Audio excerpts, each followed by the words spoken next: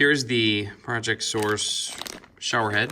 So it is a 2.5 gallons per minute flow. So we're gonna increase that. So everything opened up. Here's the basic shower head, it's plastic. The first piece that you'll wanna take out is, see that black O-ring. So you'll take just a X-Acto knife or something and cut it out.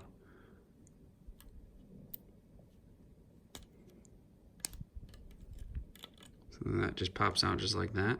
And then for the next thing, you'll just take a flathead and then just pop it out.